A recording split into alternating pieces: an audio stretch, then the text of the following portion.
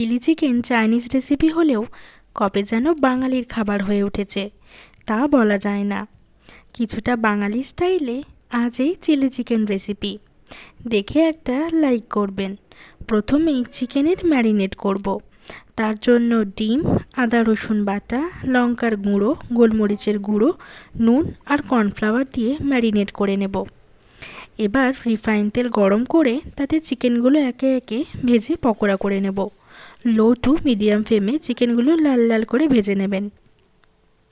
আর খেয়াল রাখবেন যাতে কেউ খেয়ে না নেয়। সবগুলো ভাজা হতে হতে সাবস্ক্রাইব করে দিন প্লিজ। আমি এই টমেটো, চিলি সস আর সয়া সস মিশ্রণটি করে রাখি। এবার তেলে আদা রসুন কুচি, ক্যাপসিকাম, টমেটো, পেঁয়াজ, নুন, লঙ্কার গুঁড়ো, গোলমরিচের গুঁড়ো দিয়ে নেড়ে চেড়ে এই সসের মিশ্রণটাও দিয়ে দেব। যেহেতু চাইনিজ রান্না, ফ্লেম কিন্তু হাই থাকবে। যদি একটু বেশি ঝাল খেতে পছন্দ করেন, কয়েকটা কাঁচা লঙ্কা এখানে দিয়ে দিতে পারেন চিড়ে। এবার পকোড়াগুলো মিশিয়ে দেব। যদি ড্রাই চিলি চিকেন খেতে চান তাহলে কিন্তু এই পর্যায়ে একটু চিনির দানা মিশিয়ে দিলেই রেডি হয়ে যাবে। গ্রেভি করতে চাইলে ঠান্ডা জলে কর্নফ্লাওয়ার মিশিয়ে দিয়ে দেবেন, তারপরে চিনিটা দেবেন। কেমন লাগলো আমার চিলি চিকেনের রেসিপি অবশ্যই আমায় কমেন্ট করে জানাবেন। সবাই সাবধানে থাকবেন, সুস্থ থাকবেন। দেখা হবে পরের ভিডিওতে।